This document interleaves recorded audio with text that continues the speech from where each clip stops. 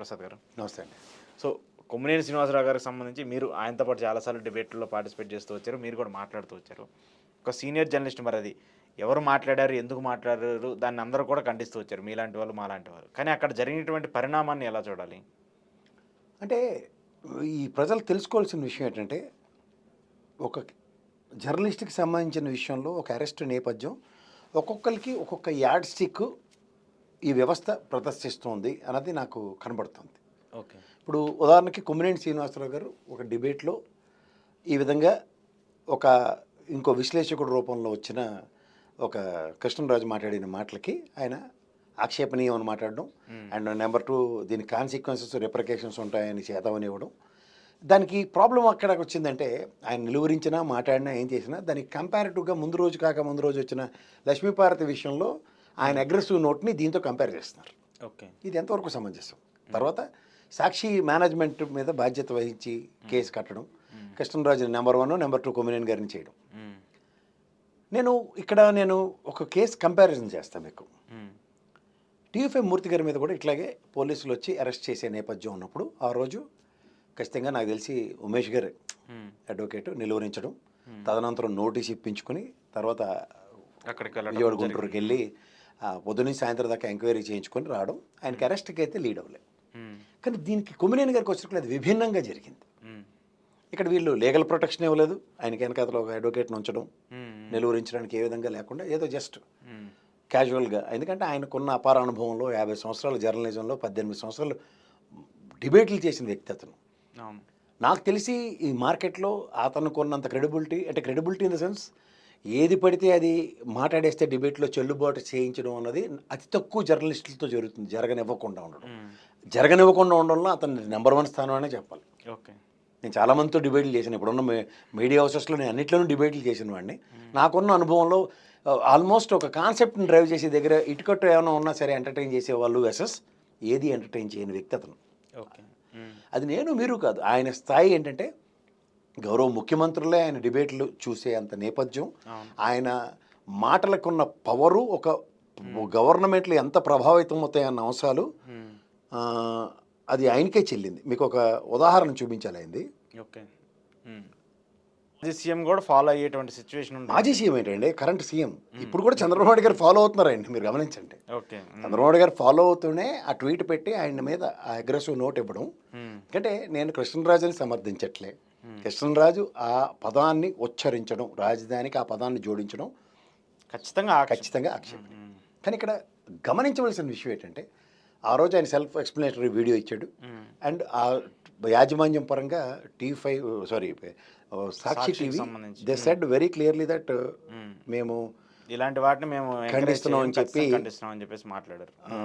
మీకు నేను చూపిస్తాను అది కూడా. ఎందుకంటే వాళ్ళు ఖండించిన విధానం అండ్ వాళ్ళ పత్రికాముఖంగా క్షమాపణలు, మాకు సంబంధం లేదు కృష్ణరాజుని డిజోన్ చేసుకున్న విధానం, కృష్ణరాజు వ్యాఖ్యలతో మాకు సంబంధం లేదని నెక్స్ట్ డే నోట్.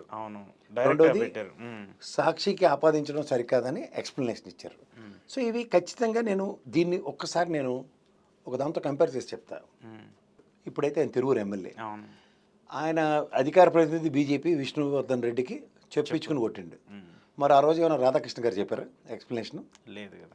నెక్స్ట్ ఇదే సాంబ శివరావు గారు డిబేట్లో లంబూతులు మాట్లాడుతూ నాటి పిసిసి అధ్యక్షుడు హనుమంతరావు గారు, రాజ్యసభ మాజీ ఎంపీ, ఇక్కడ పోసాన కృష్ణమూర్తులతో గలాబాలు దిగి కొట్టుకున్న పరిస్థితులు ఏమైనా బిఆర్ నాయుడు గారు వచ్చి క్షమాపణలు చెప్పాడు ఎవరికన్నా?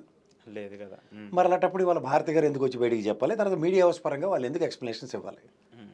నేను దీన్ని ఒక ఎగ్జాంపుల్తో చెప్తాను. నాకు ఒక అడ్వకేట్ మిత్రుడు, నేను గతంలో ప్రశాంత్ భూషణ్ గారి విషయంలో 100 రూపాయల పెనాల్టీ అని చెప్తే నన్ను కవర్ చేసాడు, సరి చేసాడు ఆయన.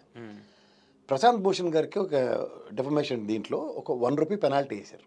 ఓకే. కోర్టు మీద ఇది చేసినప్పుడు కామెంట్స్ చేసినందుకు.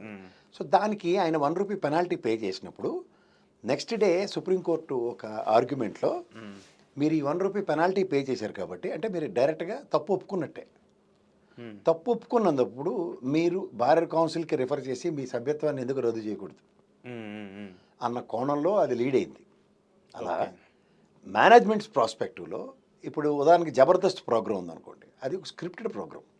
అందులో వాళ్ళు ఒక రైటర్ ఒక డెలిబరేషన్ ఇస్తాడు, దాన్ని ఎడిటరు నెక్స్ట్ అక్కడ నటించే వాళ్ళు వీళ్ళందరికీ వాళ్ళందరూ చేస్తారు. ఇంటెన్షన్స్ అండ్ కంటెన్షన్స్తో దాన్ని చేస్తారు.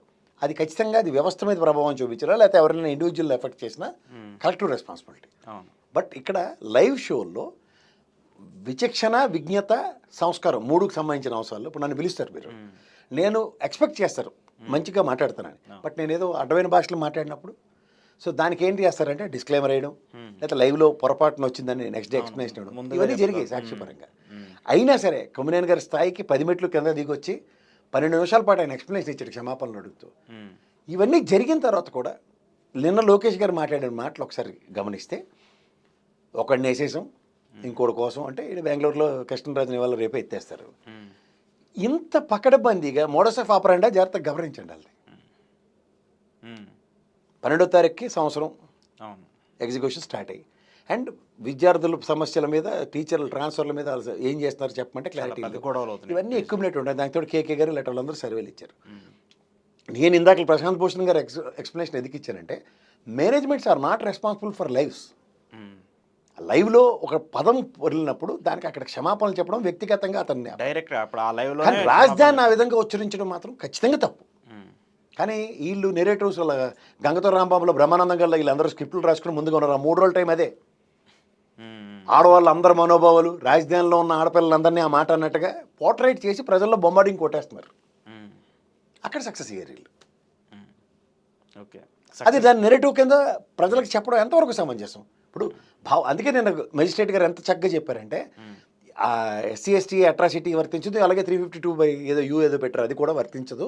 ఎందుకంటే నేను ఫాలో అవుతూ ఉంటాను, మీకు ఎన్నిసార్లు చెప్పినా ఏదన్న దగ్గర గౌరవ న్యాయస్థానం ప్రకారం 350 ఆ సెక్షన్లో వర్తించమని చెప్పడం ఒక ఎత్తి అయితే, రెండోది గౌరవ డిఎస్పీ గారికి, ఎస్పీ గారికి ఇద్దరికి మెమో